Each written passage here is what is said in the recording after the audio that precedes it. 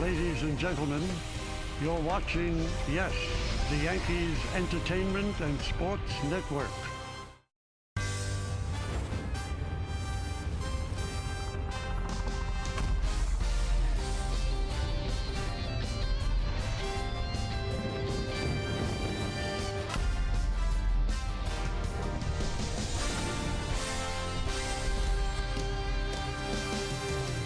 "19 years ago, the world changed forever, and we still feel the effects of what happened on that date in 2001. And we must never forget those that perished and the loved ones they left behind. And respectfully, it is now time for baseball, as the Yes Network presents New York Yankees baseball. Today, it's the New York Yankees against the Baltimore Orioles in the first game of a doubleheader from Yankee Stadium in the Bronx, New York. Hello, everybody, and welcome to Yankees Baseball. Along with David Cohn, I'm Michael Kay. The Yankees had an unexpected day off yesterday because of the rainout, so they play a doubleheader today. The last time they were on the field was in Buffalo against the Blue Jays, a game they won, and they got some help from somebody they really need help from, one of their stars. That's Gleyber Torres, David. Yeah, Gleyber Torres put the glasses back on. I don't think they're prescription, but nonetheless, you had 20/20 vision, at least for tonight, or in that night, and the homer was a big blast, and you could kind of see his whole body language change after that home run, and then to throw in a double on top of it. Couple of RBIs, a big night for Gleyber Torres in the nick of time for the Yankees offense, and maybe that's a portent for things to come for Gleyber. Let's look at the playoff positioning and what this series against the Orioles means. The Yankees have the 8th spot in the wild card, but they're just one game in the loss column behind the Orioles, so now they start this 4-game set against Baltimore. Last time they played, the Orioles took 3 out of 4. If the Yankees could do that, take 3 out of 4, they could maybe put the Orioles in their rearview mirror. And the Yankees have to like the fact that in Game 1, David, they have Garrett Cole on the mound. Yeah, they really need to take advantage of their best starter, one of the best in the game, when he's on the mound. It kind of felt like that one got away in that last start, and a little bit of run support to go a long way, too. He's only had 3 runs of support in his last 4 starts. So get him an early lead and watch him go to work, and that's a good formula for the Yankees in Game 1 and maybe a potential complete game effort as well. Well, there's no other way to put it. This 4-game set with the Orioles is so important when it comes to the playoffs. Zach Britton used to be on the Orioles. We'll hear from him and Meredith Marakovitz when we come back next, right here on Yes.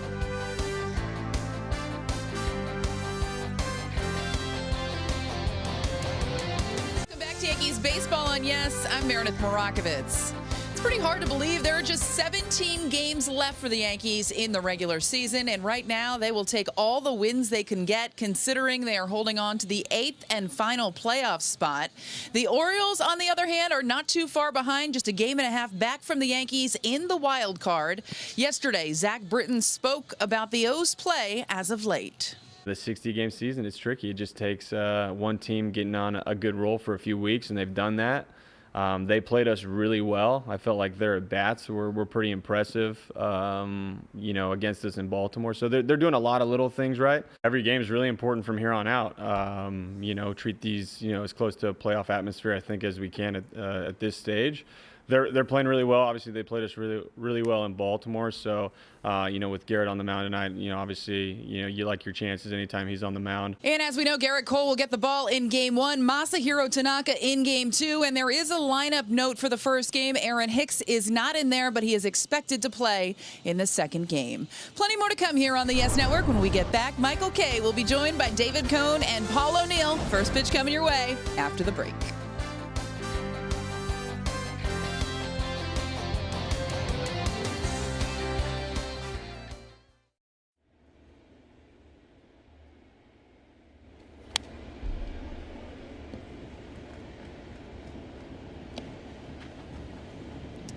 Well, the Yankees are in a hurry to start this doubleheader, so Garrett Cole delivered the first pitch. It was fouled back by Mullins, and you know what?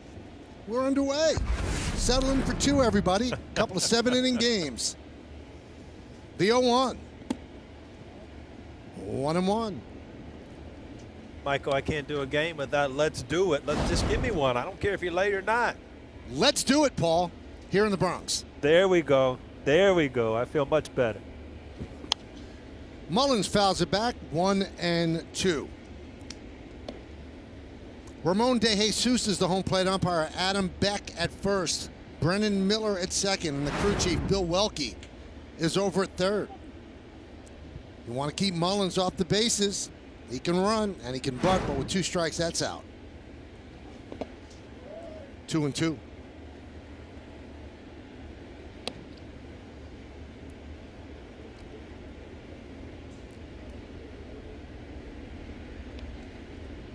The Yankees have to shift on. And the 2-2. Lined into center field. Gardner is there to make the play. 1 away. Let's take a look at the Orioles starting lineup brought to you by TikTok. It starts on TikTok. It started with Mullins, and he lines out to center field. The number 2 hitter is Iglesias, then it's Stewart.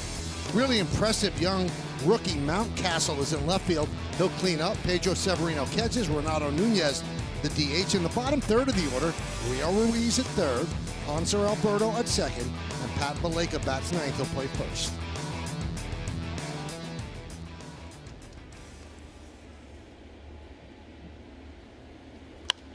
Popped up by Iglesias, and that'll be out of play. Beautiful day. Just a beautiful day in the Bronx. Lights are on at the stadium. Shadows already creeping toward the pitcher, so it could be a factor early on.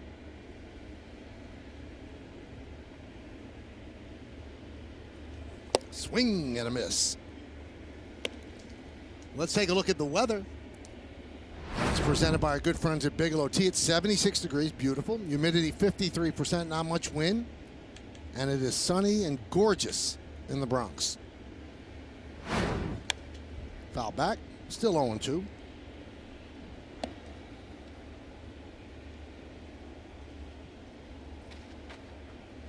Garrett Cole obviously itching to get a win, put together a complete performance. He's lost 3 in a row. And if you watched him his last time out, the way he pitched, it's hard to believe. For 5 innings, you couldn't see a pitcher that would pitch better than that. He had 8 strikeouts in the 9 batters. See the Yankees wearing the NYPD hat to honor the first responders. That one is looped to second base. Wade is there, 2 away. Okay, but let's take a look at Cole's numbers. Yeah, this will be his 10th start on the season, and you are right, Michael. I mean, that last game, 8 out of 9, he started out like a ball of fire, and that gave him, he ended up with 10. That's his 38th double-digit strikeout game in his career. He did give up 4 unearned runs, and as we said before, he's only had 3 runs of support in his last 4 games started. So, you know, get in the dugout, get him a lead, Paulie, and then let him go to work. Here's DJ Stewart. He has homered in his last 4 games, and that started with that Yankee game. He was hitless the entire season, then he hit a couple of home runs, so 5 home runs in his last 4 games. You talk about some of the Yankee hitters, you're looking to turn it around, and that's what could happen, Michael. And you stated, I mean, he came into the season 0 for 17. Now he's got 5 home runs in the last 4 games, so things can switch offensively.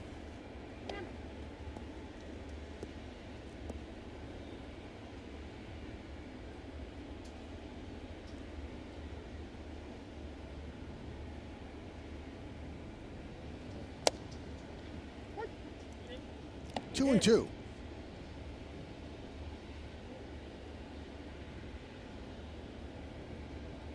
Well, Coney, you talked a little bit last time about Cole being able to get to 2 strikes and not really being able to put guys away. That was one of the best sliders I've seen in his past couple starts. So let's see if he's got that put away pitch today. He put him away. He had it right there. Stewart swings and misses. And a 1-2-3 inning as Cole retires the Orioles in order. And the Yankees coming to bat. Starts on TikTok. DJ LeMahieu leads off. Luke Voigt's at first. Brett Gardner in center. Clint Frazier, he is now the cleanup hitter for the Yankees. He'll be in right field. Gleyber Torres at short. Gary Sanchez the DH. Mike Tauchman in left. Kyle Higashioka will catch. Tyler Wade, the second baseman, will bat ninth. The veteran Alex Cobb on the mound, 32 years old. You see on the season, this will be his 8th start. He's in his 9th major league season, too. 3rd year of a 4-year, $57 million deal. And he was supposed to start last Friday, I believe, and was put into protocol, undisclosed reason. But here he is in the first game of this doubleheader. So the Yankees are 22-21. When we opened the show, we told you what this series means. The Orioles are 20-22. Surprising for a team that really is in a teardown and trying to build back their franchise. So they've had a good run of 42 games. There's a strike to DJ LeMahieu.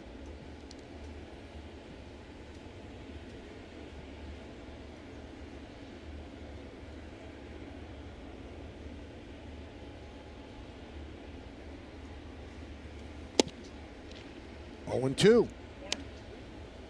So game 1 of 2 right here on Yes. Both games scheduled for 7 innings. I say scheduled because the Yankees do have a habit of extra inning games, but these are 7-inning games and doubleheaders this year.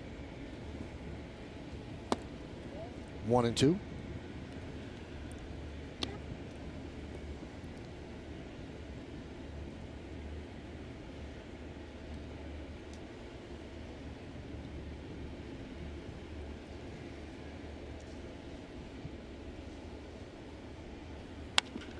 Driven to left field and deep. Going back is Mountcastle on the track at the wall. See ya! A leadoff home run for DJ LeMahieu. Yankees on the board. They're up 1-0.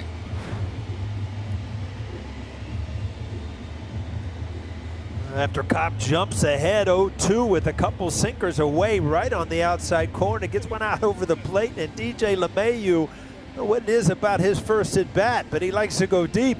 Got the Yankees on the board.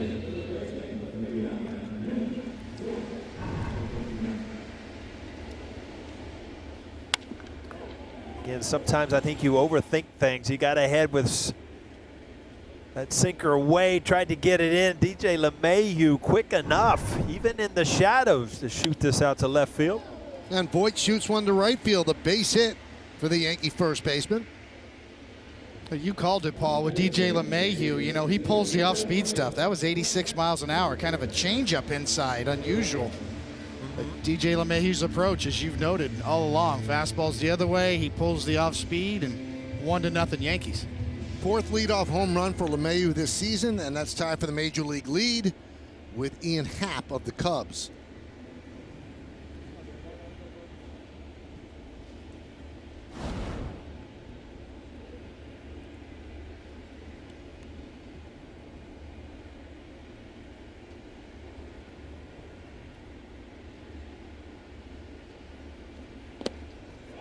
That one gets away. Severino didn't know where it was, and that allows Voit to go to second.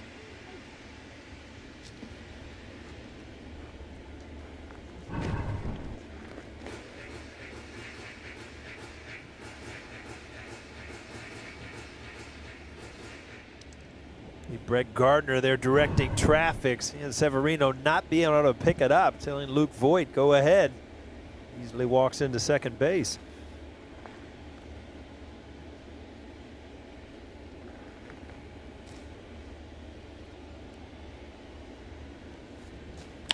That one's driven deep to right field. Stewart back, turning, looking, see ya! A 2-run home run for Gardner. And the Yankees jump out to a 3-0 lead.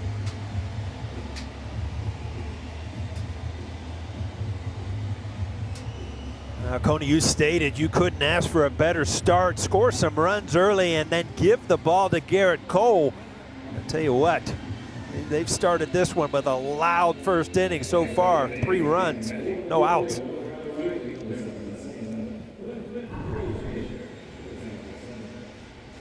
Fastball right there.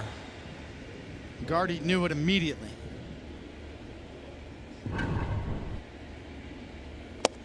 Clint Frazier takes a strike.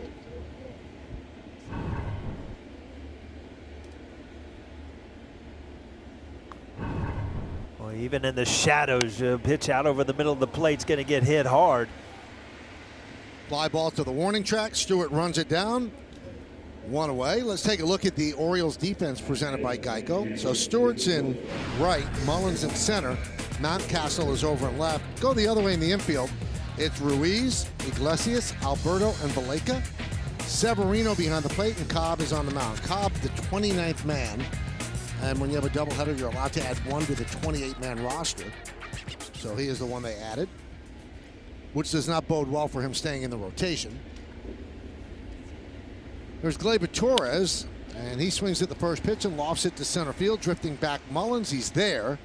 2 down.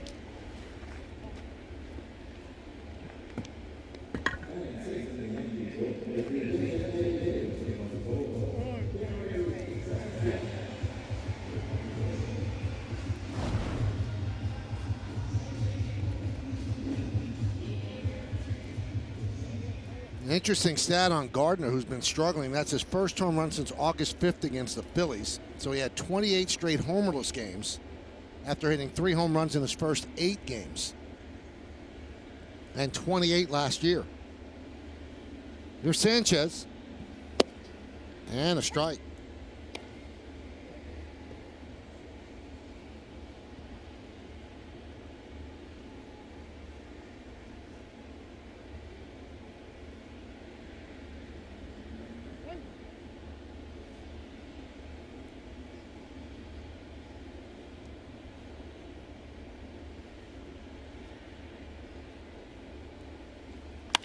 Line drive and snared by Baleka. And Gary Sanchez must be thinking, really? What do I have to do? Yankees hit 2 home runs. They put 3 on the board, 3-0. We go to the second. Yankees Baseball on Yes is brought to you in part by the New York Lottery. Get out there and play. By Burke Rehabilitation Hospital, a member of the Montefiore Health System. We could safely resume your rehabilitation in the Bronx and Westchester. And by FanDuel. There's more ways to win on FanDuel. We go to the second inning. Ryan Mountcastle against Garrett Cole. And the first pitch is low and away, 1-0. So the Yankees lead 3-0. Leadoff home run by DJ LeMahieu, a 2-run shot by Brett Gardner. 2-0. You see a lot of these statistics come up on the screen, and they're not misprints. Baltimore, they have an offense. Mountcastle, one of them, 383 in his first 17 major league games. So it's just that they put the ball in play. They hit the ball hard. Yeah, this kid's got some talent. We've seen it already. I was watching him in BP today, Paul. He's got some bat speed. Chop to third. LeMahieu. High throw and over the head of Foyt as Mountcastle will reach on the E5. David, do you think that the sun got in the eyes of LeMahieu there? It's possible. I mean, we'll see. Yeah, look at him look away there. So, yeah, that definitely threw him off a bit. Very unusual high throw from DJ, too. But yeah, it's a good call, Michael, as you see him kind of flinch at the last minute there, even with the shades on.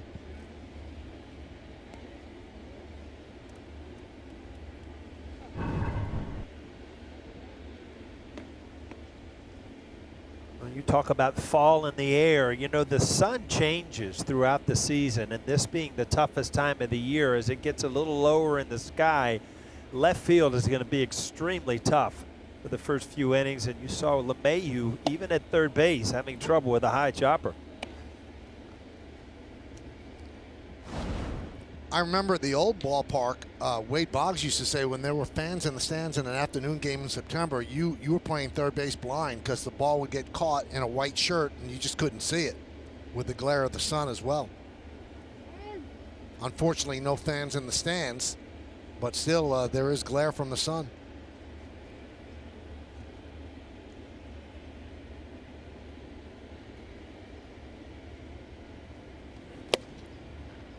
Got the fastball by him, 0-2.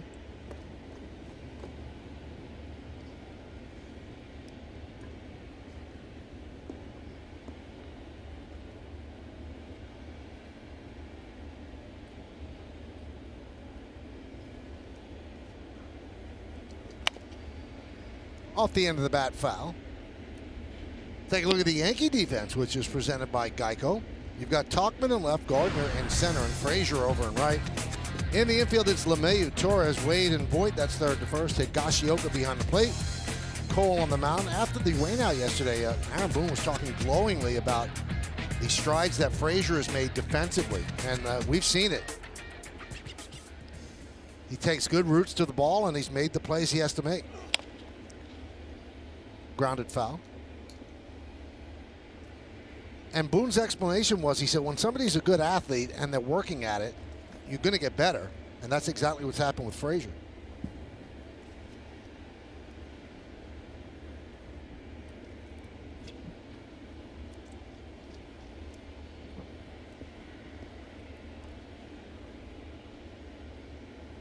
Yeah, Michael, that's a great point. You know, last year, on outs above average outfielder defensive metrics, Clint Frazier was a -12. And this year, already in positive territory, a +2. So a complete reversal by that defensive metrics. There's a lot of metrics out there, but just the eye test tells you really a lot and how comfortable he looks out there. And his speed has come into play, too. Mm-hmm. Strike three. Severino down looking, and he knew it.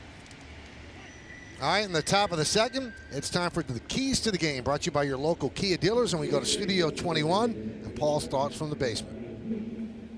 Well, is it over? I mean, a great win in Buffalo on the last night. Are the Blues gone? Well, with a good weekend, you could almost ensure yourself a playoff spot. And 3 for 8, what the heck does that mean? Well, that was the big difference.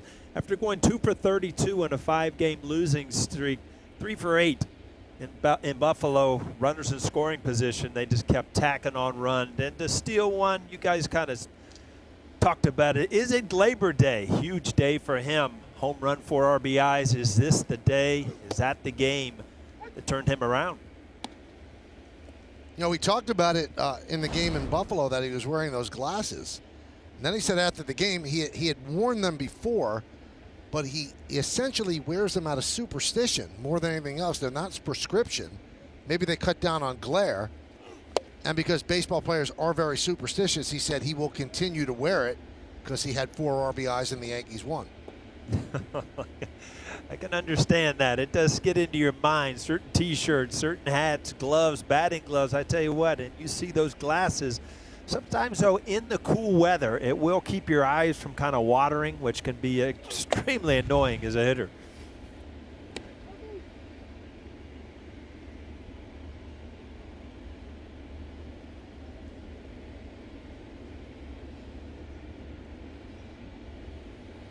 One and two on the DH, Renato Nunez.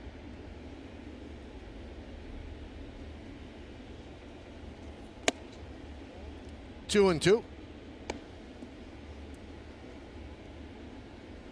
You see different Yankees are either wearing an NYPD cap and others are wearing an FDNY cap. Again, on the 19th anniversary of the attacks of 9/11 in 2001. And the first responders that acted with unbelievable bravery. Swing and a miss as Nunez down on strikes. Well, I tell you, you can see that Garrett Cole has had the ability to get ahead, and he is putting people away. Another breaking ball just off the outside corner. Again, not ideal situations to hit with the shadows, but Garrett Cole, so far, good fastball and a good slider to go with it. 3 strikeouts for Cole. That'll bring up Rio Ruiz.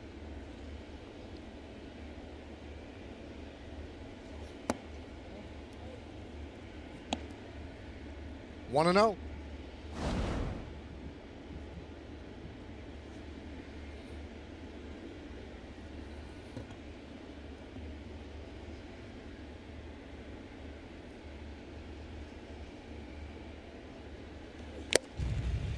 One on Ruiz.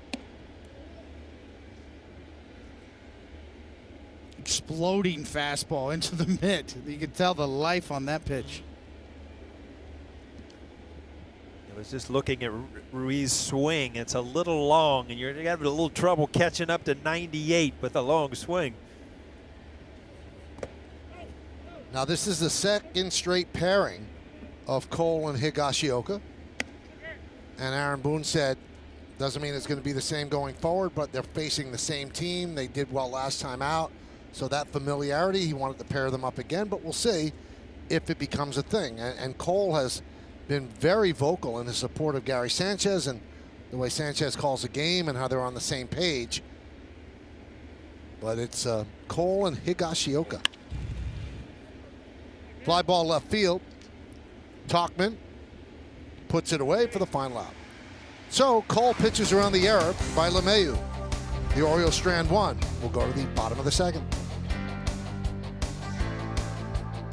Now we go to the bottom of the second inning. Couple of home runs in the first inning for the Yankees have given them a 3-0 lead. DJ LeMahieu started it off with a leadoff home run.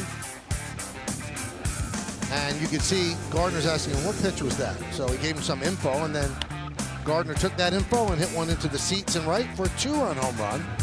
And that's where we stand right now at 3-0 Yankees.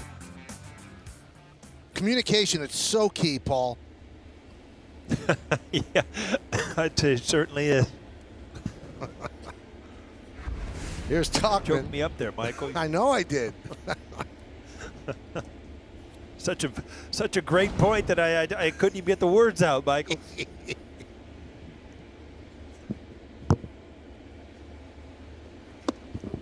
1-1 to Tauchman.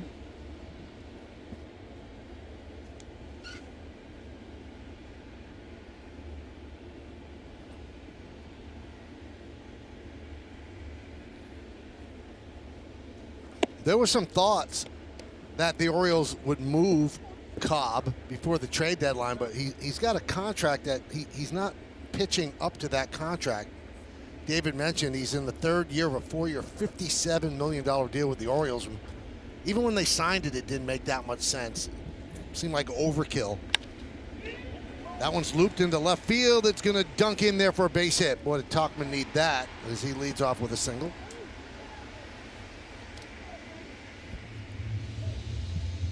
Starting to see some really good things offensively for the Yankees, and especially when guys are starting to go the other way. You see Tauchman, watch that front hip. It's in there a little bit more. Even off the end of the bat, he's able to loop this ball in front of Mountcastle out in left field.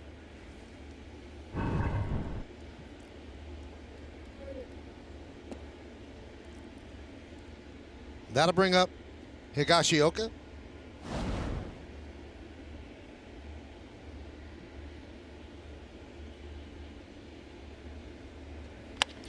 That one is driven to left field and deep. Mountcastle back. He's on the track. He's at the wall. See ya. A 2-run home run for Higashioka. And the Bronx Bombers are out this afternoon. It's 5-0 Yankees. Well, Higgy's first of the year. He showed some power last year and some promising things last year in the minor leagues coming up. And right, you're right, Michael. 5-0. Bottom of the second. Yankees are rolling after the night off last night.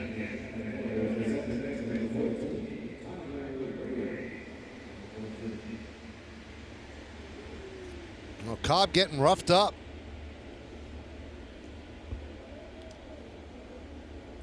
There's Tyler Wade. Ruiz in on the grass at third.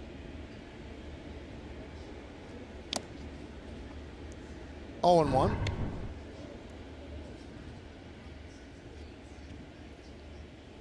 Again, Cobb trying to get that ball in. Just doesn't have enough on it to get it in on the right-hander's hands.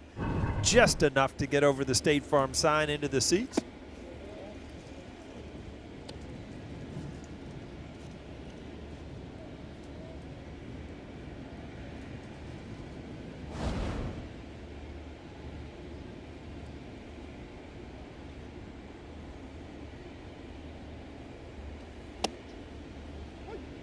1-2 on Wade. I don't know if you noticed, Michael, you were talking about superstitions earlier in the game, but it looked like Higgy got a little haircut. He had the long hair in Buffalo, and sometimes you can get those good luck haircuts where things start happening good. You got to think in the back of your mind, hey, that guy had a good luck haircut with a home run and a bullet right there from Tyler Wade. Right back to Cobb. Now, David, did that ball catch him or did he catch it? A little bit of both. Just happened to be in a good position where the glove was right there on his finish. And another look right at you. Cobb's thrown 21 pitches. 7 of them have been hit really hard. That's not good, huh? Now, this is unusual for Cobb against the Yankees because he's made 17 starts against them, 18 games in all. and came in with a 2.92 ERA. That's going up. And it started with LeMahieu's swing in the first. 1-1.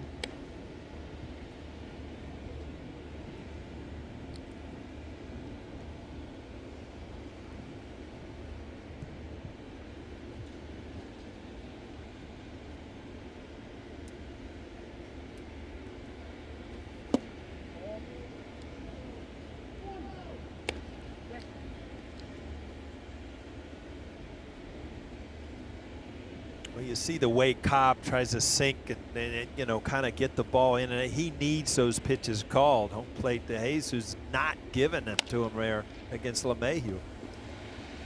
Ground ball is short. Iglesias for the second out.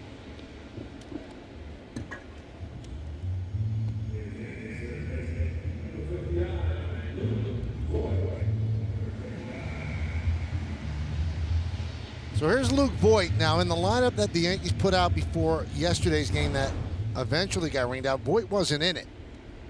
And Boone said there was nothing wrong with him, just the wear and tear. He's been playing a lot and he wanted to give him a game off. But when the lineup came out for game one today, there was Luke Voit, and he singled in the first inning. A strike.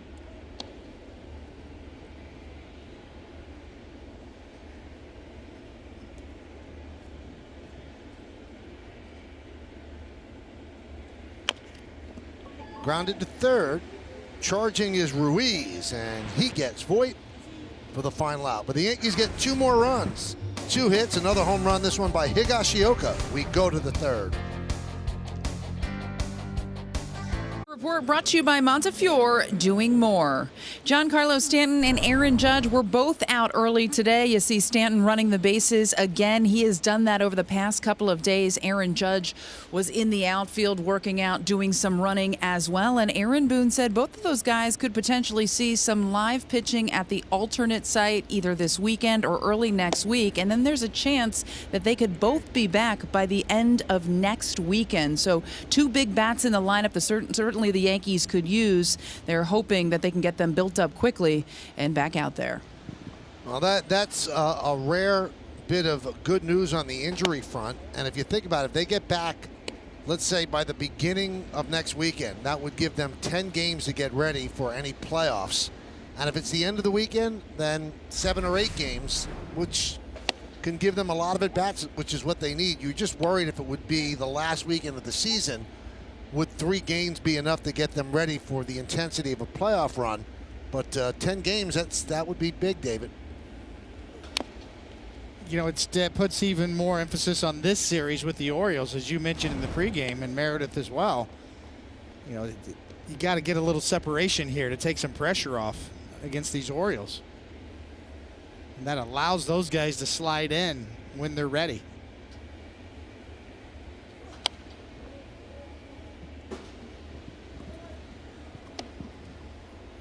Hey guys, that's not the only good news on the injury front. It looks like they'll be getting another arm back in that bullpen. Jonathan Loaisiga threw off the mound today. Aaron Boone said it's a possibility that he could be back Sunday, but probably more likely that he'll give him the off day on Monday and then be back Tuesday. So that gives him another option out of the pen. And Gio Urshela is eligible to come off the IL on Tuesday. It looks as though he should be good to go too. So this team is looking a little bit more complete, with the exception of James Paxton. He suffered a little bit of a setback, had some soreness in his flexor tendon, so they are not sure if and when he will be back.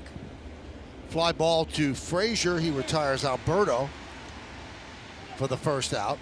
Yeah, that was a bit of bad news that we heard before the game was rained out yesterday.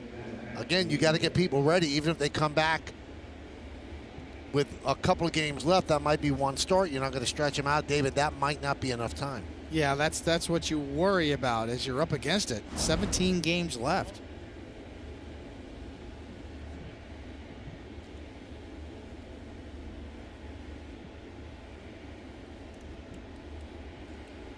Here's Valleca. Paul, how many games do you think a hitter needs to really feel good?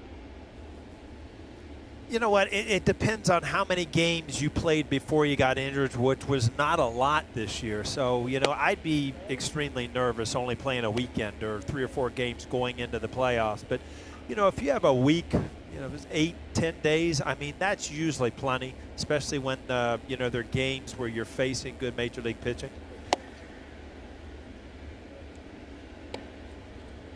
And that last week, you're going to be playing teams that are trying to make the playoffs, the Blue Jays and the Marlins. So that's pretty big.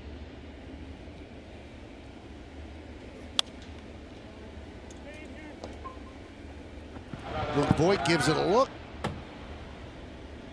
and it's out of play.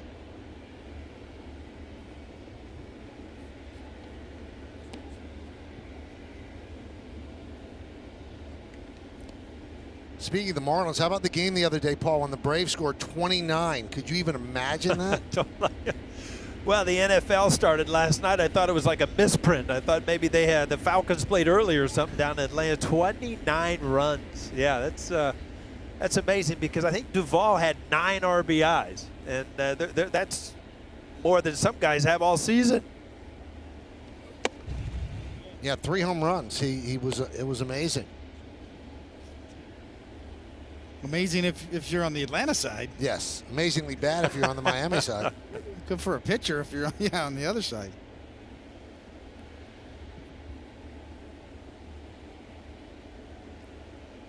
The 3-2, swing and a miss. Baleka down on strikes. Well, why don't we take a look at the T-Mobile ticket to the game, the numbers on that game in Atlanta. So 29 runs, 1 shy of the modern era record of 30 by the 07 Rangers. Duvall, 3 home runs, 9 ribbies. 5 players with 3 hits, 3 players with 5 or more hits. Oh, ribbies. I'm sorry. 3 players with 5 or more ribbies. Pretty good. Ooh. Ribeye steaks for dinner. I think there was one pitcher, Paulie, that sucked up about 13 earned runs. I think Yamaguchi maybe, or 13 earnies he took home with him. Yamamoto. 13. I tell you what, Coney, in a short season, you're not going to recover from giving up a 13 runs outing. I tell you that. Not enough time to get your ERA down, that's for sure. Nope.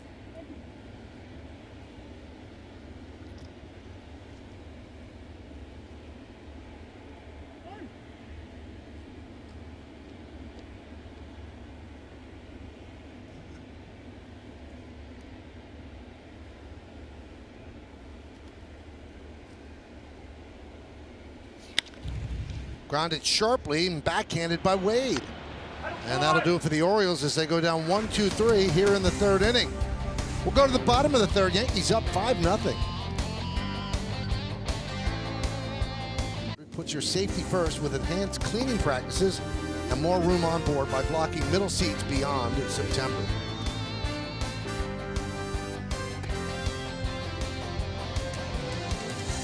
Well, as we go to the bottom of the 3rd, it'll be Gardner, Frazier, and Torres. And Gardner hit a 2-run home run in the 1st inning, so we'll take a look at the exit velocity presented by Spectrum Mobile. Go to SpectrumMobile.com today.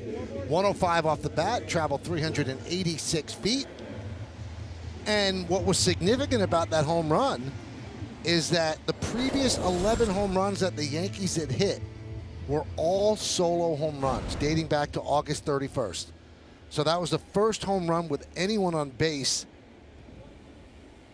in quite a bit, and then it was followed by Higashioka's 2-run home run in the 2nd.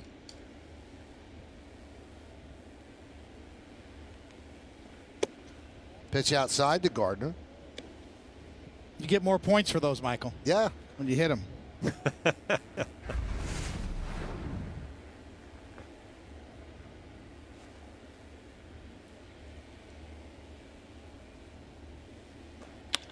Line drive, a base hit to right field. Boy, has Gardner been looking for a game like this. Boy, these are a couple of the better swings you've seen Brett Gardner all year. Balance is a lot better, not out on his front foot. 2-1 line drive in the seats. Sinker out of the middle, but you see how he's behind the ball there. Nothing on the front side, just much better swings. Yeah, that ball's hammered.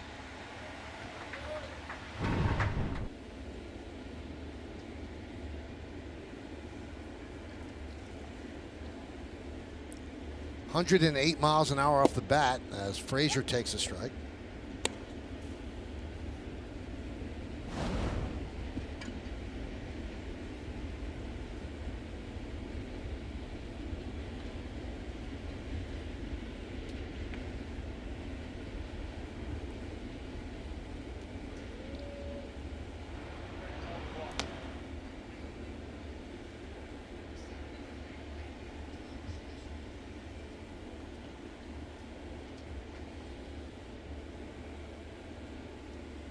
Orioles have Eshelman up in their bullpen.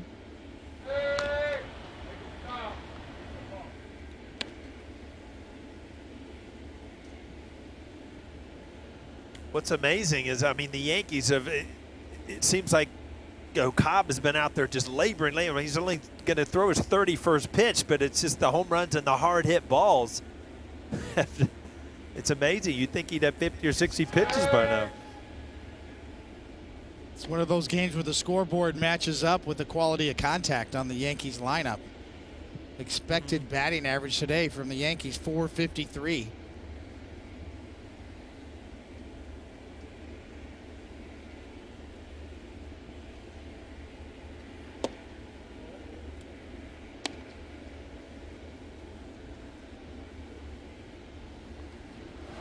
There's Eshelman.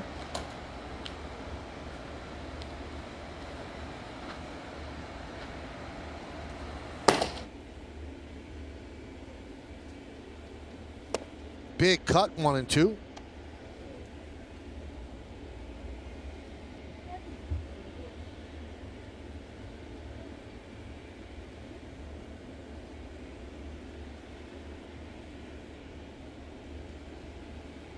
Five nothing Yankees. 3 home runs so far. And Frazier goes down on strikes.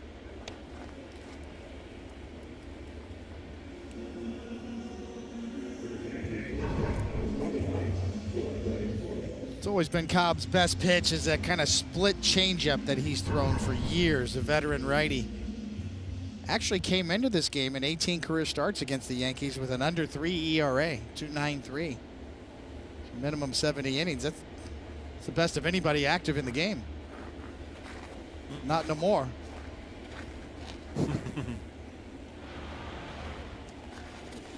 Coney, you talk about that changeup or the split fingers he's turning over. That's really the first one you've seen low that ends up out of the strike zone. Everything else has been kind of belled high. That's where it's really been getting hit hard.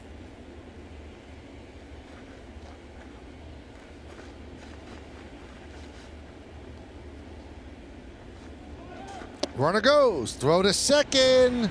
Beautiful throw. They got him. Tag applied by Alberto. They catch Gardner trying to steal. Still, when you're up 5-0, you put pressure on people, try to put them away. Brett Gardner did everything. It was just a perfect throw, a perfect tag. If everything isn't perfect, a high breaking ball, you know, he's in there. But, you know, if you put pressure on, chances are you're going to, sooner or later, you watch this in Yesmo, brought to you by your Mercedes-Benz Tri-State dealer. Just a perfect throw from Severino.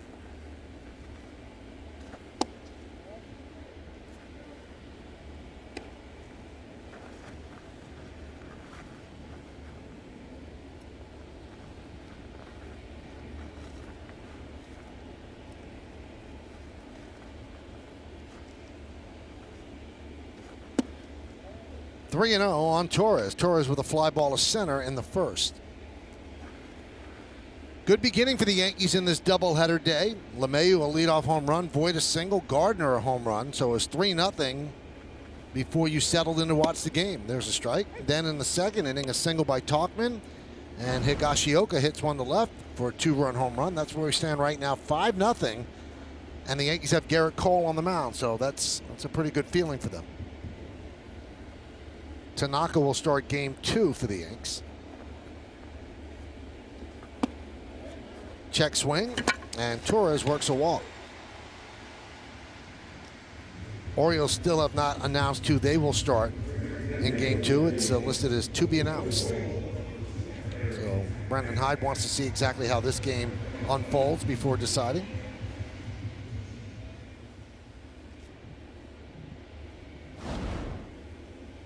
So here's Gary Sanchez, who hit a blistering line drive that was snared by Pat Balake at first in the 3rd inning.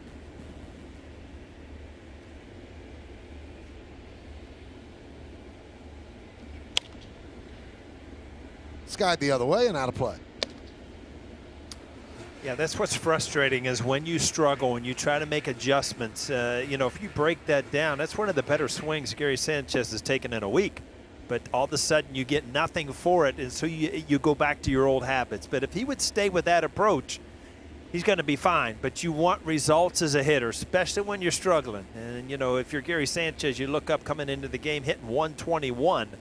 That's hard to do when you're as good a hitter as he is.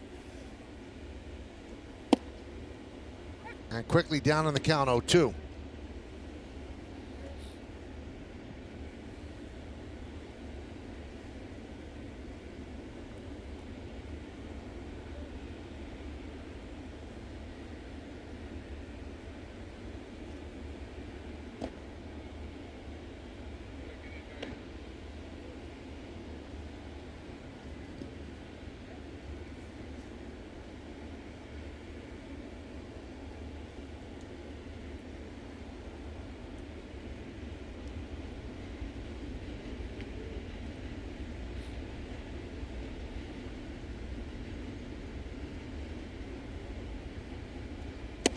Strike 3, Sanchez down looking. So in the 3rd, no runs a hit, no errors, and 1 man left on base. We go to the 4th inning in the Bronx. Yankees lead 5-0. Cole's day so far, and coming at you, you can see the spiked grip on this knuckle curve going straight down through the shadows. Another one, as you see, he throws a couple of different kinds of breaking balls. That's a knuckle curve. Here's the slider. A little quicker, a little more side-to-side spin. Iglesias fouls it off.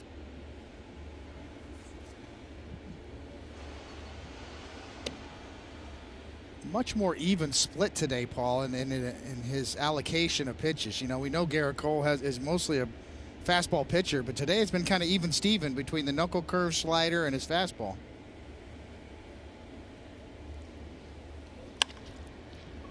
Line to right field on the run, Frazier, and he makes the play for the first out.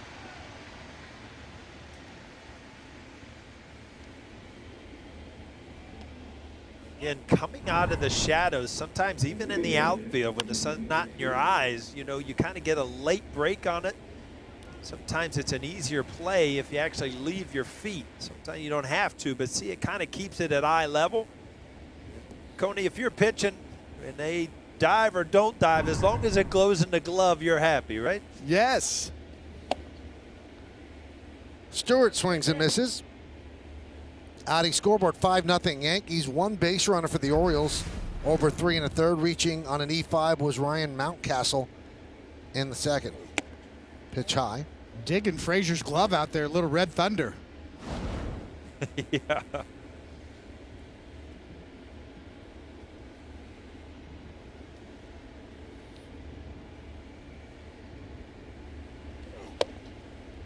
One and 2. It's much more easy nowadays, Paul. You can be a style master today. They've loosened everything up. You can wear any kind of shoes you want. You want to wear a red glove, that's fine. I wore 1 hat the whole year. One pair of shoes, 1 glove.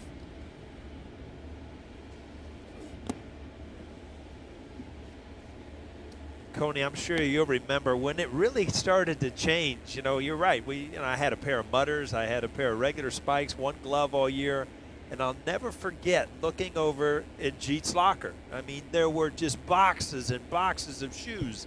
And it was like a new pair of shoes every single night. And it just kind of became a cool thing.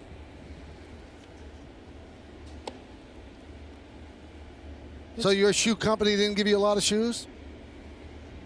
Oh, you had plenty of shoes, but you got, you know, once you broke them in, you were better off staying with them. I never wanted to put on a new pair of shoes because chances are you're just going to beat your feet up for a few days. Stewart swings and misses, 2-away. I'll tell you what, Garrett Cole today, Coney, has really used that breaking ball and the slider just as an out pitch. And you see him around the ball, good location, gets ahead with the fastball, and has put a lot of these Oriole hitters away with that short little slider. Good call right there. Excellent finish pitch. Mountcastle takes a 98-mile-an-hour fastball up and away. He's the only Oriole that's reached on the throwing error by LeMahieu in the second. Big cut. 1-1. There was one exception, Paul, in the All-Star game. Whenever you were an All-Star player, you could wear the white spikes. Had a pair. One of the first pair of Reebok pumps. I could wear it. I wore it in the All-Star game. You know, it was really come into play. It came into play with the Cincinnati Reds because you had to wear black in the old days. But you would remember the old Cincinnati Reds with the stockings and the black shoes. But in the All-Star game, yeah, you would see people with red shoes or white shoes, and it was just a little token time where you could get away from your regular uniform. 2-2. Just missed. 3-2 on Mountcastle. Yeah, I think it's a good thing for these players to show some personality, Michael. You want to wear different shoes? You want to wear stars on your shoes? You go right ahead. Nothing wrong with that. Want to wear white? Whatever you want. And there's a walk to Mountcastle. Wow. So you're saying, David, that Joe Namath ahead of his time? Yes. Joe Willie White shoes. Yes, with the fur coat on the sidelines. Yeah, personality. So cool. Coney, a lot of pitchers can throw hard up in the zone, but 99 just on the outside corner low, that's hard to do. You really got to hold on to it. Your mechanics have to be really in sync to be able to throw a ball like that with that kind of quality and that kind of life at that velocity. Severino takes outside. You know, we talk about the life and the rise on four-seamers up in the zone, but the ones down like that, it's a good point, Paul. They look like they're low, and they can jump right into the mid at the knees. Can be very deceptive low as well. And you made that point the other day. Either low or high. Just stay out of that mid-range, that belt high or thigh high range, because those are the ones that get launched.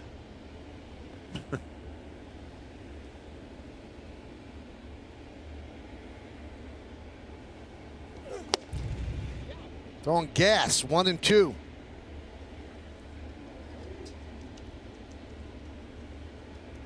Remember, this is a pretty good hitting Orioles team that he's shutting down so far.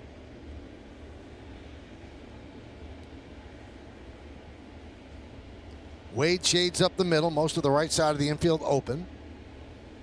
1-2. Grounded to LeMahieu. He'll go the short way, gets the force, and through 4 innings, Garrett Cole is not allowed a hit. No runs, no errors, and 1 left. Toyota, the official hybrid vehicle of the New York Yankees. Well, tonight's picture has a bit of a local flavor. It comes to us from Lillian in the Bronx. She's showing off her pinstripe pride from home, but can't wait to be back at the stadium. And Lillian, we can't wait to see you back at the stadium, that's for sure. Use the hashtag Toyota Pinstripe Pride and post your picture to social media to reflect your love for the Yankees, and we might spotlight you in a future game. I would go to the bottom of the 4th inning. Alex Cobb still in there, and the Yankees lead 5-0 on the strength of 3 home runs, a couple of 2-run shots.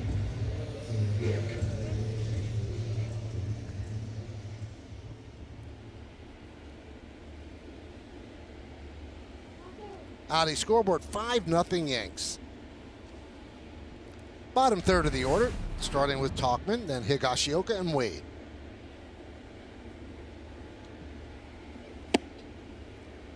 Tauchman lofted a single to left field. That was in the second inning. Came into the game 2 hits in his last 29 at bats, so certainly needed that.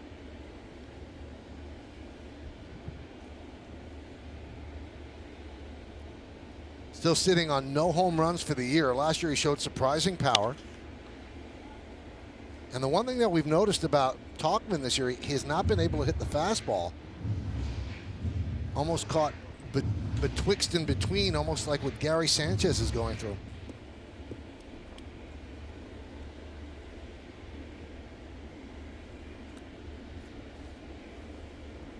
Such a good defensive outfielder. You could play him anywhere for the Yankees and had such clutch hits last year, but offensively he has really labored this year.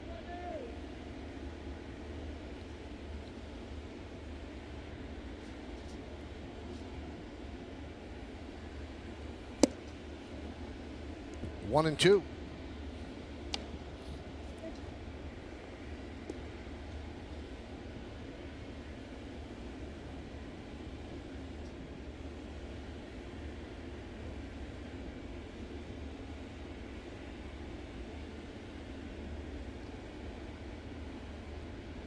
And the pitch. 2-2. Beginning of a 4-game set, 2 tonight, and then 1 on Saturday and Sunday, both 1 o'clock starts in the Bronx. Then Monday is a scheduled off day. After that, they play right through till the end. Lined and a base hit to left field for Tauchman, so he's 2 for 2. Make 7 pregame picks that feature the storylines around the league and compete for cash every day with MLB Quick Pick. Restrictions apply. See rules and enter at MLB.com/quickpick. Well, if you see Mike Tauchman and where he was a week ago, where he was kind of, flying open and leaving the barrel behind, today it's like night and day. I mean, he's covering that ball. He's lining that ball to left field. That's where you start when you're struggling as a hitter.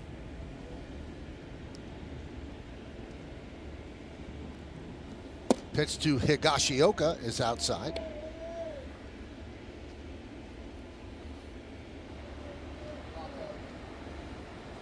Still Eshelman out there.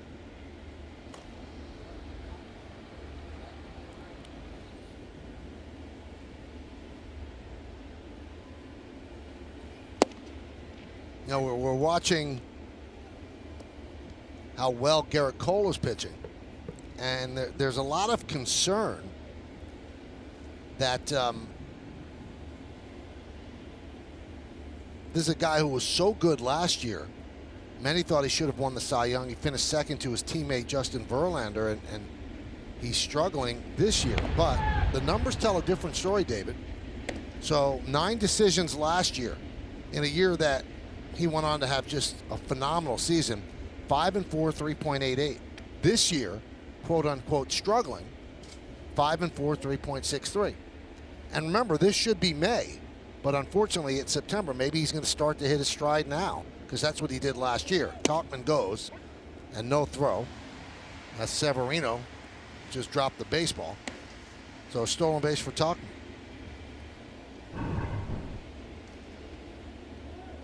Again, you see the Yankees run and pushing the issue much more free and easy today than they have been lately. And it's just, is it the last win in Buffalo or the 5-run lead? It just looks like a more relaxed and confident team at this point.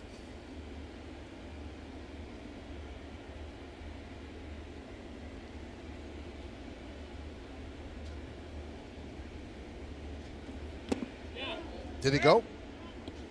Yes, he did. So Higashioka down on strikes.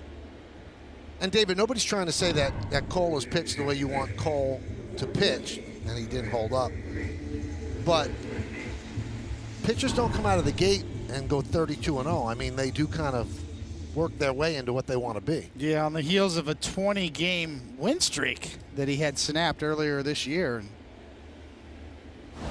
You know, you can slice and dice it any way you want to. I do think his knuckle curve is much better today than we've seen, and some of the numbers and the heat maps kind of show that a little bit. He's given up 8 home runs against left-handed batters this year, 5 against righties. You know, that's that's a little high for his career norm. You know, the slugging percentage against lefties, .576 coming into this game. You know, and I think, you know, he hasn't had quite as good a command as of yet with that knuckle curve, which really, to me, is an important pitch for him against left-handed batters.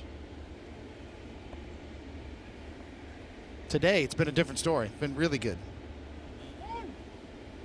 I mean, it's hard to play the what-if game, David, but can you imagine how tough it would be for you to have a spring training, have it stop, 4 months later you pitch? I mean, it might be difficult. I'm not giving him an excuse, because guys like Yu Darvish have certainly prospered, and Jacob deGrom, who's pitching today for the Mets, so it can happen, but it can't be easy. Definitely not. You know, actually, Alex Cobb spoke to that very well. The guy on the mound right here, and talked about the stress and how August just went by. It felt like 2 Augusts were together. It doesn't feel like, for the average player in this year in the major leagues, it doesn't feel like they're 30 games in and still fresh. He said it feels like we're already on game 230 at this point from everything that the players have to go through in this year. 1-2. So your point is well taken, Michael. The starts and the stops, the stress. Not easy being a major league player right now.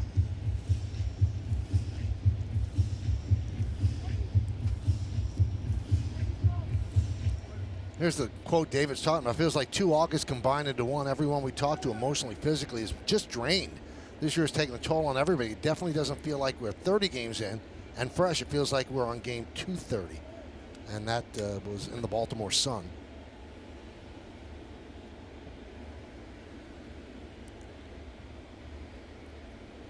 One, two. Right down the middle. Way down looking. 2 away.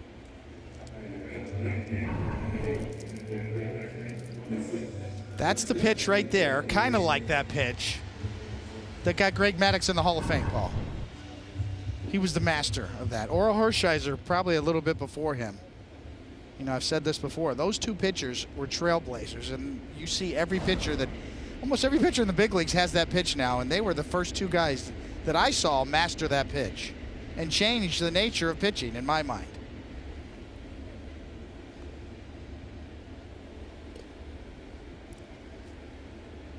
So here's LeMahieu. You know, I asked Orel Hershiser about that pitch, Michael. I said, did Don Drysdale teach you that pitch? Somebody in the Tommy Lasorda? Somebody? He said, no, just the opposite. They discouraged pitchers throwing those type of pitches. For a right-handed pitcher to go to that side of the plate, they wanted you to do 4 seams. They thought, you know, Paul, they thought that, you know, the margin for error is so small when you're trying to make a pitch swing back like that, a right-handed pitcher to a left-handed batter, that if you miss, it's a home run pitch. It's going to leak out over the plate. If you're going to go inside to a lefty, you got to 4-seam it. Make sure you get it in there. Well, Hershiser bucked that tradition and started throwing that pitch and broke Don Drysdale's record back in 1988 with that pitch we just saw. And certainly Greg Maddux on top of that rode that pitch all the way to the Hall of Fame.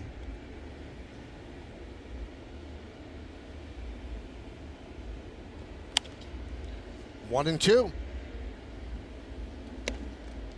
You know, Coney, to your point, it's very hard to describe without a, you know, where you can kind of draw it out there. But as a hitter, when you pick up that ball and you're making your decision whether to swing or not, or reacting to it, you see that ball way inside, and you give up on it, and it just runs back. Where the 4-seamer, you see that ball on the inside corner, pretty much the whole plane of the ball coming to you. So it just fools your eyes, and it just comes back, and you just give up on it.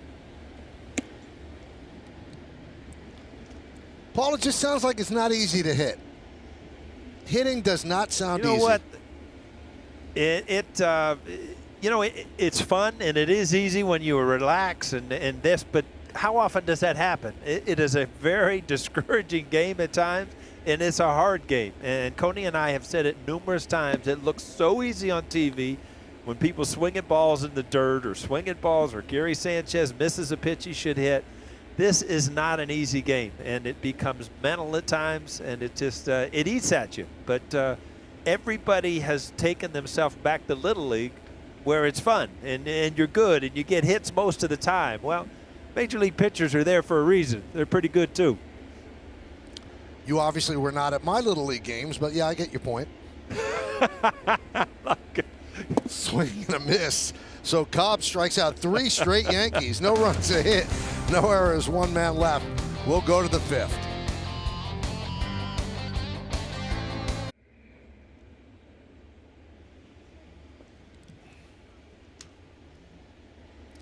Thank you, Ryan. Now, speaking of the Rays, did you guys see this? They're playing the Red Sox today. And for the first time in baseball history, they have a lineup of all 9 left-handed batters. Never before done. Hyundai scoreboard, 5-0 Yankees over the Orioles. Nunez swings and misses. I think Yankees-Rays would be an unbelievably tense, fun 3-game set to see who moves on. They don't seem like they really love each other, so that's always good.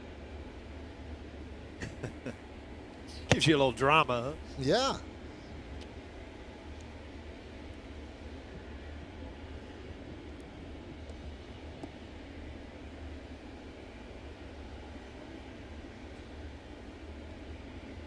(0-2) on Nunez. Nunez, Ruiz, and Alberto against Cole. Fouled away.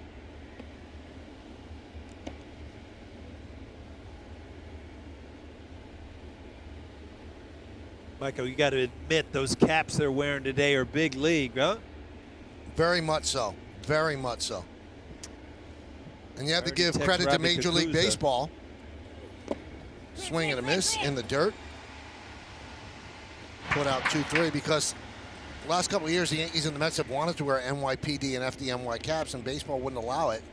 And this year they finally acquiesced and said, okay, you can do it. And I think it's a great thing for the New York teams to do. And on the 20th anniversary next year of 9/11, the Yankees and the Mets will play each other in New York.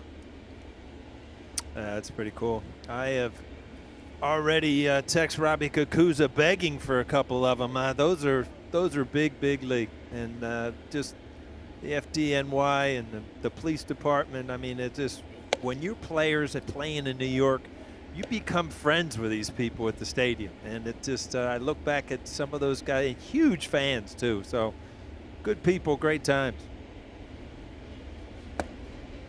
Pitch is low.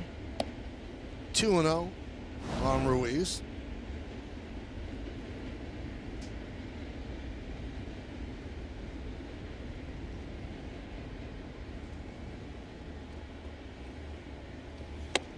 Three and 0.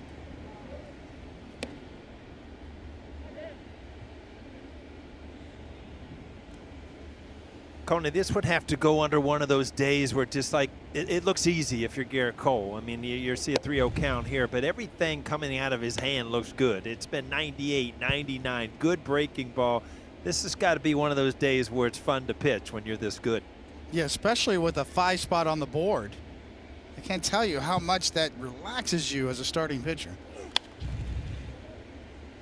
You know, we talked about Garrett Cole coming into this game. He had just 3 runs of support in his last 4 games started, and we saw he struck out 8 out of 9 Oriole hitters in his last start, but it was a 0-0 game. And then when he gave up that home run to Stewart, you could see that it really bothered him.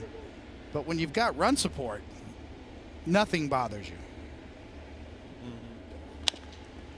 Grounded to first. Voit there. He'll take it himself. 2 away.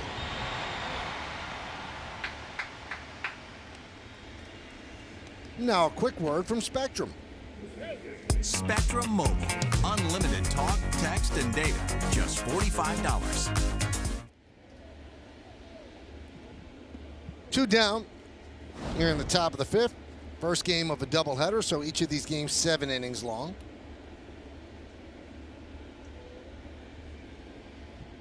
And here is Hanser Alberto. And there's the first base hit of the game against Cole. Now, unfortunately, I mean, we would have gotten excited if he had gone into the 7th inning not allowing a hit, but Major League Baseball has already said it will not recognize any no-hitter in a doubleheader game. It has to be 9 innings of a no-hitter to be recognized, so it would have been, okay, he pitched 7 innings, didn't allow a hit, but we wouldn't be able to call it a no-hitter.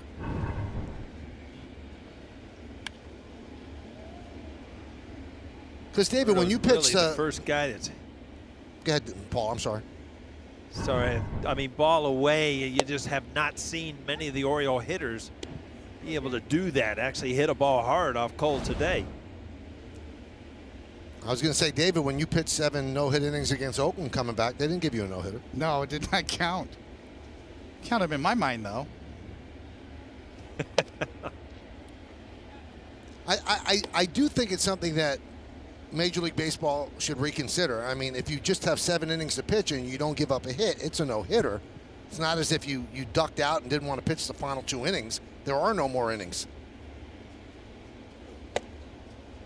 Yeah, I always find it kind of interesting, these kind of arguments, you know, how do you stack this up? What about the record books? And, you know, all due respect to the records of the past, but, you know, baseball fans are smart. They can figure this out.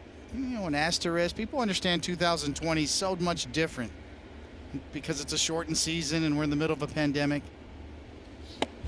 People get it, Michael. Yep. They understand.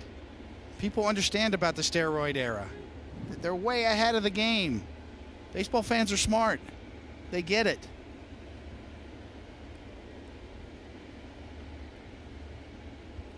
Yeah, I agree, Coney. And you know, if this is going to be, and this is the one change that in my mind could stick, is the 7-inning doubleheaders, because it makes a lot of sense. And if you're going to play 7-inning games, you got to give a guy a no-hitter if that's his only opportunity. Well, Cole gives up the first hit of his outing. The Yankees lead 5-0. Time for the 5th inning stretch.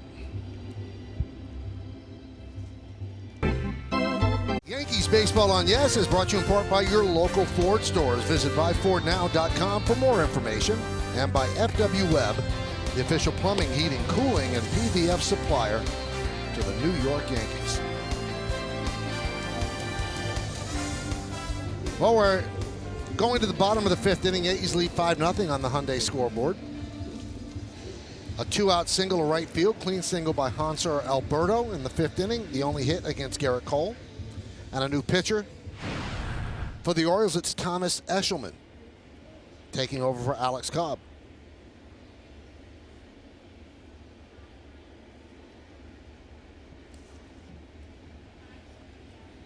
And he'll deal to Luke Voigt to start the bottom of the 5th.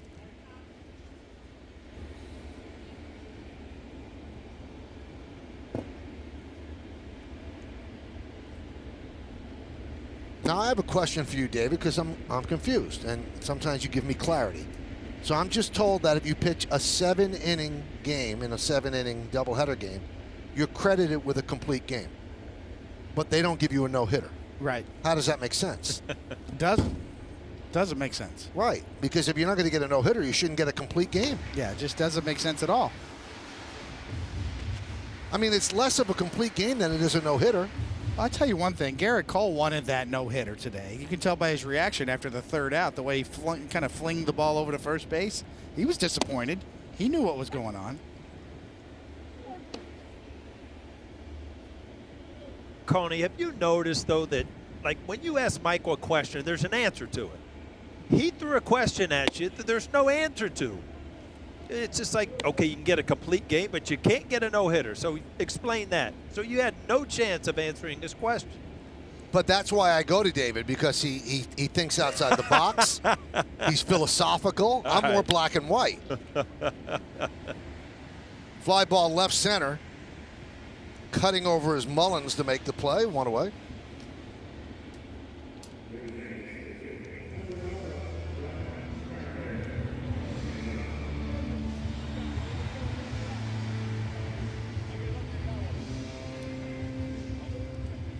Talked about Cole's reaction. That's a reaction of a hitter just can't figure out how he missed a pitch, and boy, it was right on it.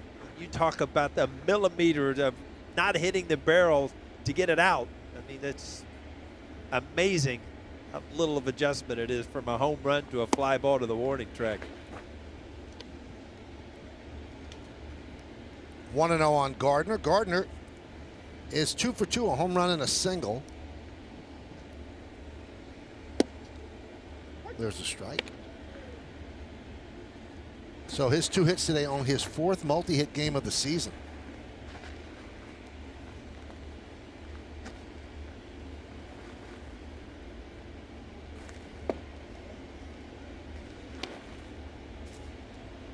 Boone looks like a genius today. You look at the lineup, you're like Brett Gardner hitting third, coming into the game, hitting 165. And all of a sudden, boom, 2-run homer and then another line drive. So now he looks like your third hitter. And by playing today, Brett Gardner passed Greg Nettles for all-time games played by a Yankee. Next up, Tony Lazzari. And obviously, Gardner would have to play in the next year to get to that. Push him up, Tony is 15th. 2-2. Well, a question for another day, as we heard Meredith Marakovitz's report before that they do expect to get both Stanton and Judge back.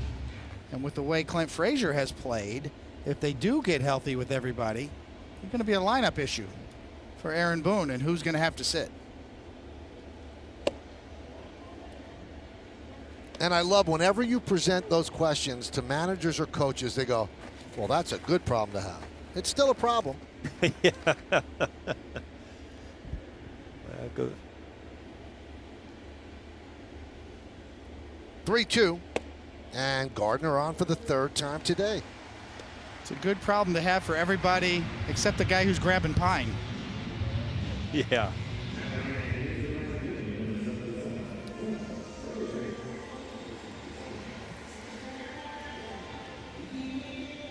Well, this guy coming to the plate has earned his time. He's done everything the Yankees could have asked. He's been the consistent cleanup hitter in the lineup. He's gotten big hits, made the plays in the field. It's hard to question Clint Frazier.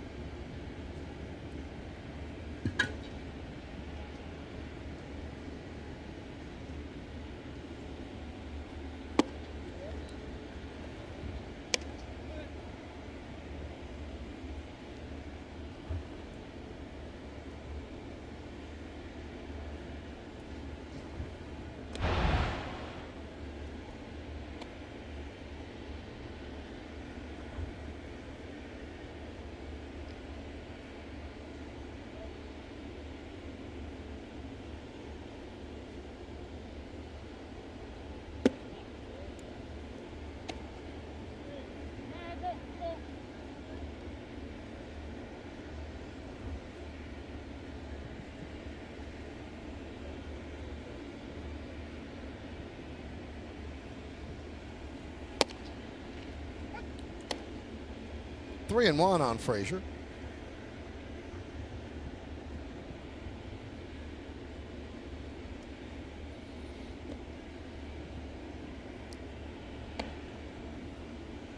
Now, last time Gardner was thrown out stealing, that was in the third inning. And he has a career 81% success rate. So these stealing stats only go back to 1951, but to that date, that's 15th among major league players with 300 or more attempts.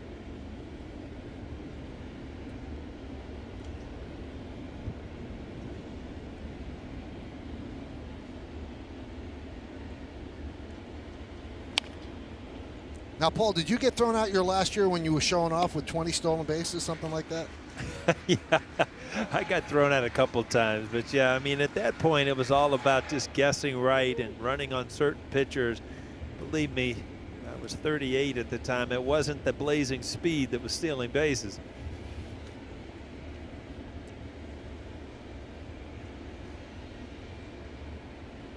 Runner goes. There's a strike. Throw to second. That got him again. A good throw by Severino. A strike him out. Throw him out. Double play.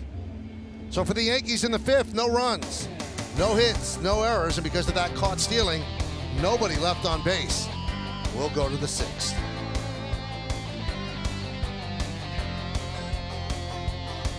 Yankee fans, 2021 season and group tickets are now on sale. To get all the information about 2021 season and group ticket packages, visit Yankees.com or call 212-YANKEES.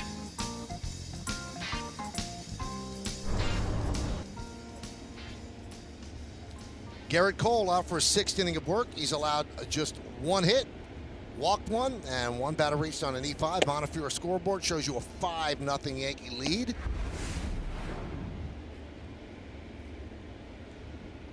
And the top of the order, starting with Cedric Mullins, count 1-0.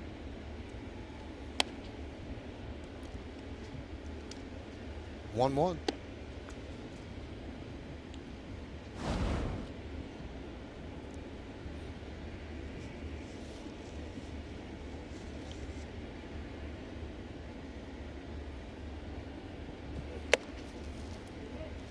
.97 miles an hour upstairs, 2-1.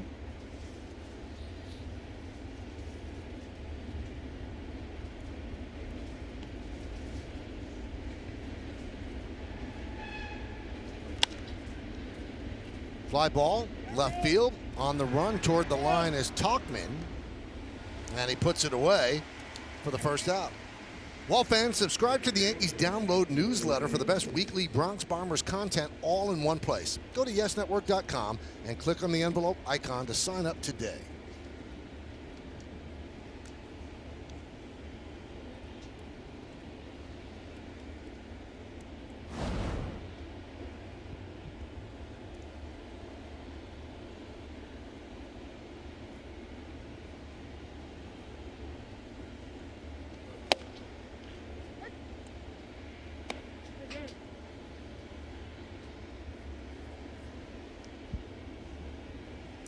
Oh and 1 on Jose Iglesias. Now 1-1.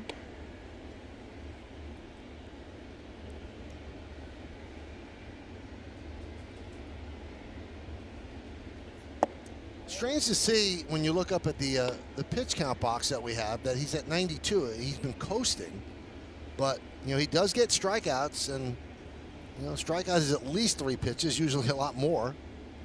So that builds up your pitch count.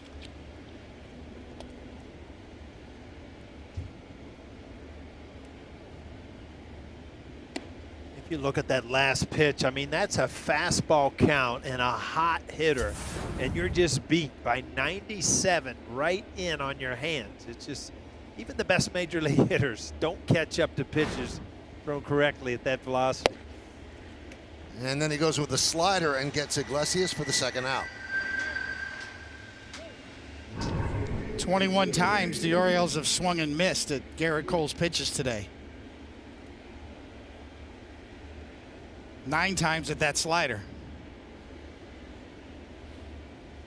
89 miles an hour is classified as a power slider, and yes, he's got it. He's really had both breaking balls working today, the knuckle curve and the slider.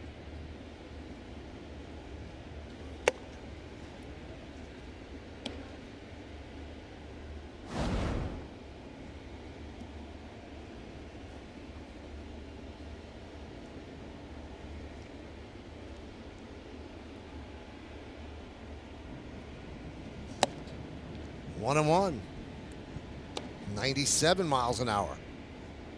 Stewart has struck out twice.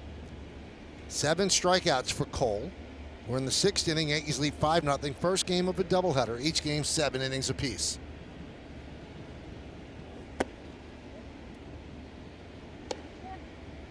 So, Coney, just for conversation, I mean, you look how he is dealing, and, he's going to go back out there in the 7th. Close to 100 pitches. How many pitches? 115? You wouldn't let him go to 120, right? Yeah, I'm comfortable in that 115 range. Yes, I mean, there's a residual effect here because you're obviously you've got another game to play today. You've got an off day Monday, so if you wanted to give him a little extra rest, maybe you could finagle it depending on how the standings looked at that point and in his next go round.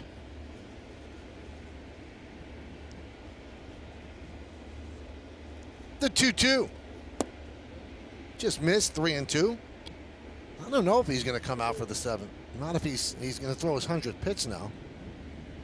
Yeah, that's the decision to be made on the Yankees bench right now. Swing and a miss. Strikeout number 8. Cole retires the Orioles in order. Yankees lead 5-0. Who's repping from home? Brought to you by T-Mobile.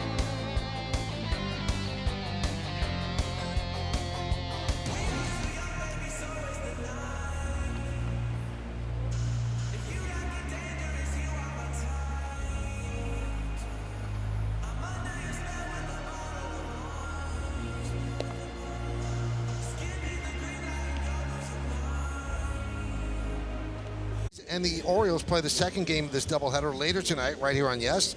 Then tomorrow they meet for a Saturday afternoon showdown with live pregame coverage starting at noon and first pitch a little after 1 only on Yes. We go to the bottom of the 6th inning for the Yankees. It's 5-0, 5-7-1 New York, 0-1-0 for the Orioles. Gleyber Torres leads off against Eshelman, and the Yankees do not have anybody up in their bullpen. Montefiore scoreboard, 5-0 Yankees over the O's.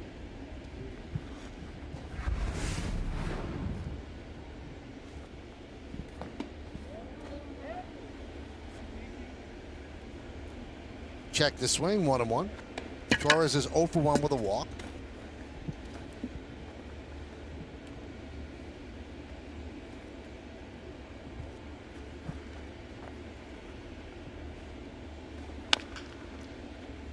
Grounded foul outside of third.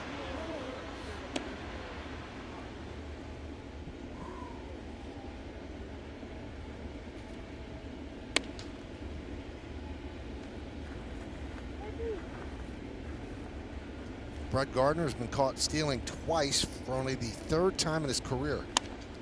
Check swing looped into left field. That's going to get in there for a base hit in front of Mountcastle. And look at Torres hustling, going to second and getting a double. His hustle is the only reason he got 2 there. You really like some of the things you're seeing out of the Yankees today. They've been aggressive on the bases. They've had good at-bats. You've got your horse on the mound. And they just look like a different team. I don't know what it is to travel from Buffalo, and it's really, really good to see Gleyber Torres take that extra base, take some chances, clearly safe. Surprising play for a guy who spent time on the IL with a leg injury. Must be feeling good.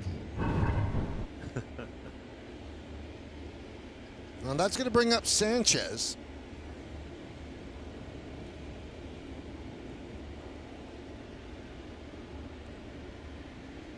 He is 0 for his last 16, and today he's 0 for 2.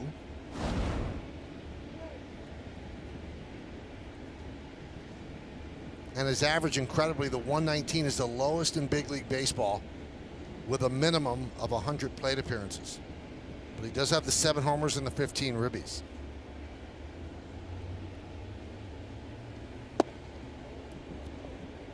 Two and 0.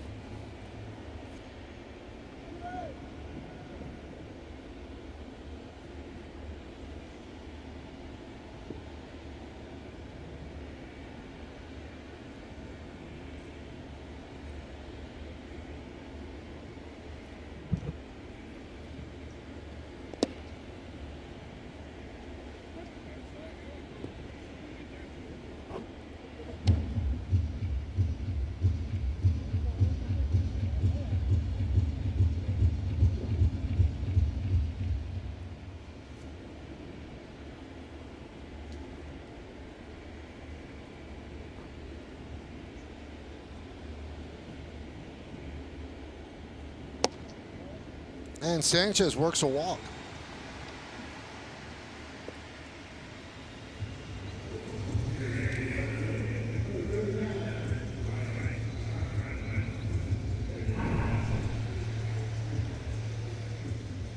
Eshelman's always been kind of a finesse guy. See him throw the changeup, 84, and does not get that call. Looks like it was on the line.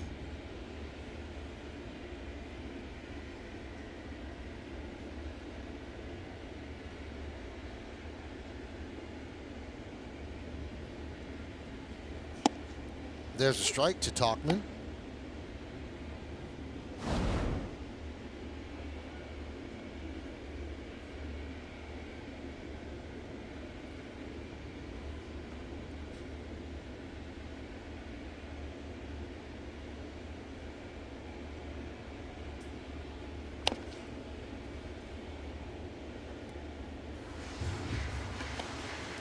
Oh, 2 on Tauchman. Tauchman's 2 for 2 in this game, has a run scored, also a stolen base.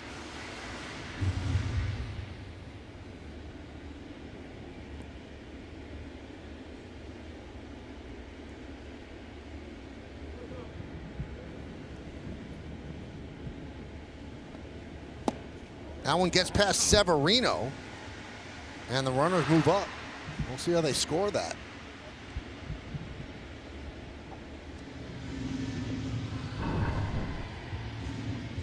That's a clank. Yeah. Usually when that doesn't hit the dirt as a pitcher, I'm sure, Coney, you got to expect your catcher to make that play. Orioles bring the infield in.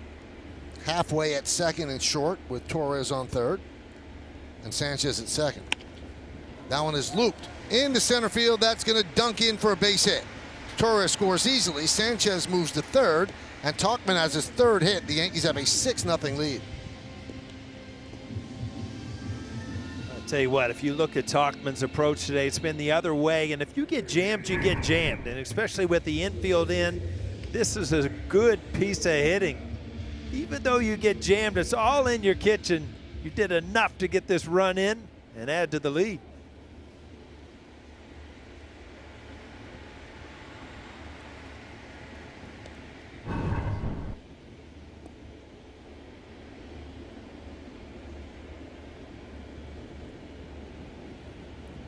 So here is Higashioka. Orioles back up. So to get a double play, they'll give up a run and make it 7-0.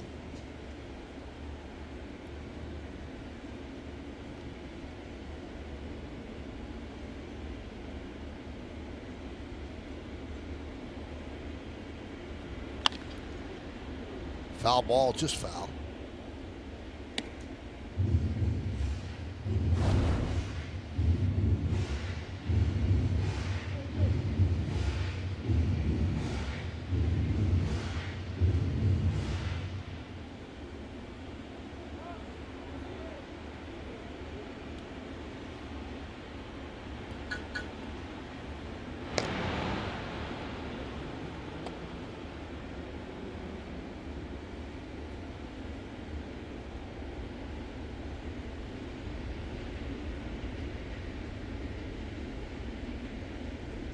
Oh and 2 on Higashioka. 2-run home run in the second. He struck out in the fourth.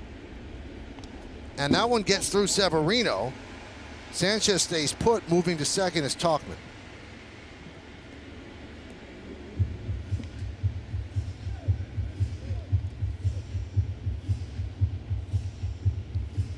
Look, you got Severino talking to himself. After a pretty good job for most of the game, you see another one get right under the glove and through the wickets of home plate umpire. So all of a sudden it's getting a little ragged for the Orioles. The Yankees just keep tacking on. Again, the Orioles bring the infield in.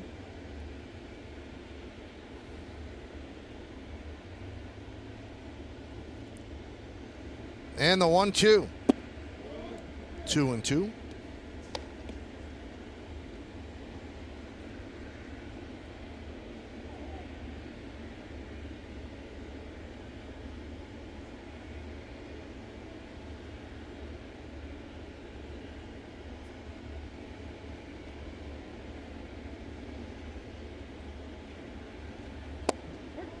Strike three. Higashioka down looking. One away.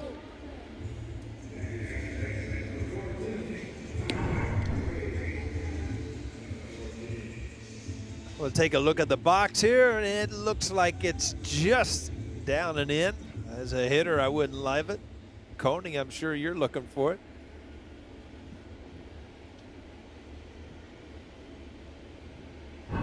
Side camera says low. I'm not sure the technology's there yet, Michael. You know, we talk about electronic umpires. I don't know. Not quite sure about it yet. I think we need to tighten it up a little bit, Paulie. Sometimes we see the overhead camera, and I know it's not directly overhead. Sometimes we see the side angle camera, and I know it's not directly there. It's not matching up quite yet sometimes. Wade pops it up.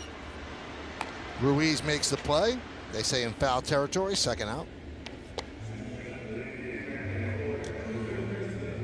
So I guess my opinion would be, you know, hold the phone a little bit on electronic umps. Yeah.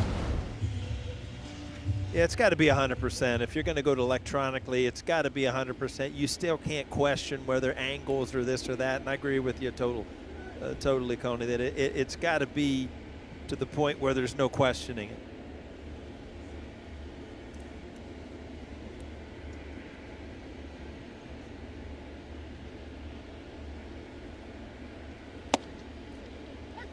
There's a strike. You know, Major League Baseball made a big switch this year. It's kind of under the radar with their technology department. Really, the company they use, it's Hawkeye technology this year compared to TrackMan technology from years past that has gone into all of this technology, StatCast technology. This is the first year we're using Hawkeye technology. If you're a tennis fan, that's the company they've used for tennis for a few years now.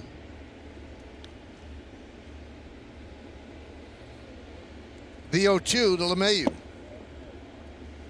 1-2. Once again, no one has been up in the Yankee bullpen, so at 100 pitches, Garrett Cole will attempt to finish this one. And what a gift that is in the first game of a doubleheader to not get anybody up in your bullpen.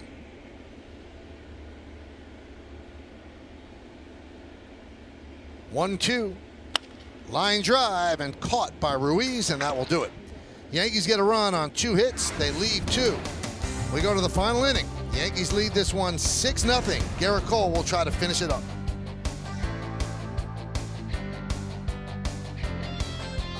Yes, studio team brings you highlights and analysis from today's game. Plus, we'll set the stage for game number 2. That's all coming up on the WB Mason postgame. All right, so Garrett Cole will try to finish this out. His season high 109 pitches, and he's at 100 today. Mountcastle helps him out by swinging at the first pitch and popping it up. Wade is there, 1 down here in the 7th. Yeah, I mean, I absolutely love this decision. And Coney, I think, you know, your horse is out there, and you got to remember this is a blowout, and he's going to finish this game out if everything goes well. This was a huge game coming in. To have your horse throw a complete game, give him an opportunity to. He hasn't had a lot of stress pitches today. I just think it's a great statement for the Yankees to allow him to go back out. Severino fouls it back. Well, you know what he thinks. He definitely wanted to go back out there. There's something to be said for, you know, not only giving your bullpen a rest, but nobody even got up or stirred down there. Just stay down, get ready for game 2. There's the strike. Now the Yankees have had 1 complete game this year, and that was Cole's 5-inning rain-shortened opening night win in D.C. against the Nationals. And this has been impressive today. The Orioles have not reached second base in this game. They have just 1 hit. Alberto single to right, clean single to right with 2 outs in the 5th inning. Swing and a miss, strikeout. Number 9 for Cole, and the Orioles are down to their final out. Well, again, he hasn't lost anything. Look, there's still movement upstairs, high 90s. I mean, no reason to get anybody stirring in that bullpen, Coney. I mean, he has been absolutely dominant today. One of the best pitchers in the game with their stuff. Total command of a good lineup today.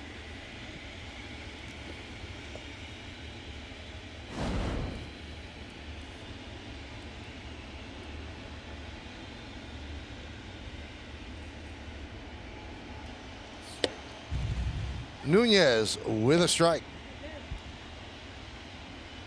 These are big games against the Baltimore Orioles. The Yankees have a 1-game lead in the loss column, so every single win gives them a little more breathing room for that 8th spot. And now Cole has 1 more strike to go. 0-2 on Nunez.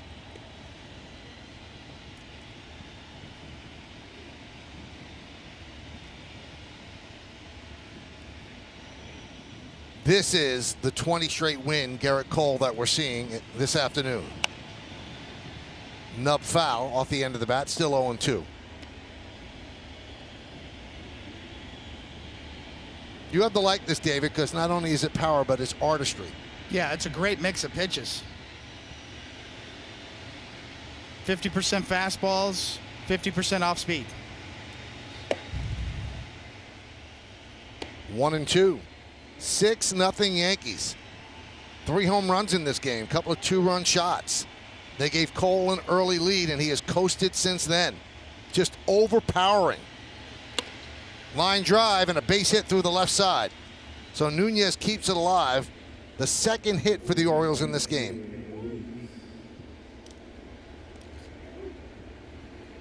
Again, if you look at this pitch, it wasn't a bad pitch. That slider, he went to it again off the outside corner. Ball off the end of the bat just happened to find a hole on the left side. But, I mean, that's a good pitch. That's just a good piece of hitting right there.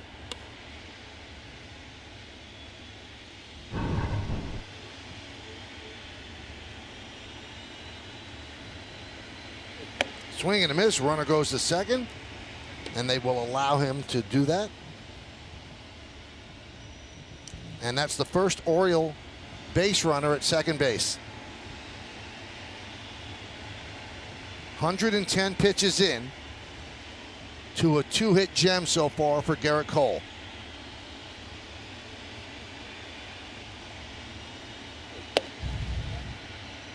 One and one.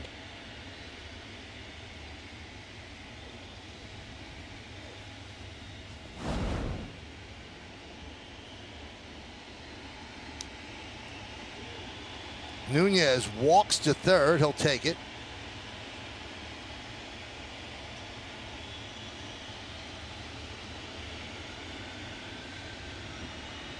Yankees have the shift on 3 infielders on the right side for Ruiz. 1-1. Again, the Orioles down to their final strike.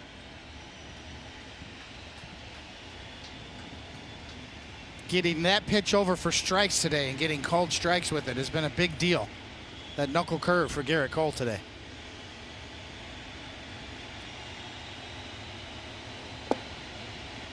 Two and two. I mean, even though he has such a good fastball and he could throw it anytime, anywhere, to have another pitch you can get over is really kind of been elusive for him at times this year. And the best pitch he can do that with is that knuckle curve. And the pitch. Chopped right back to Cole. He fields, fires, and a beauty. A 2-hit shutout for Garrett Cole as the Yankees win this one 6-0 to take the first game of a doubleheader here in the Bronx. Just an outstanding performance, David, by Garrett Cole. Yeah, I mean, completely dominant. And you know what helps great pitchers is run support. And the Yankees came out swinging the bats, 3 runs in the bottom of the first. From that point on, he could just kind of pin his ears back and get more aggressive. And he knew what to do with the lead when he got it. And Paul, someone was up throwing, but he saved the bullpen for game 2. Pretty good performance by Cole. No doubt about it. I mean, this is a way to start off a doubleheader. I mean, this series means a lot. Don't forget, you get another one coming up. You could put yourself in great position by beating the Orioles in game 2. Garrett Cole, brilliant. Snaps a personal 3-game losing streak.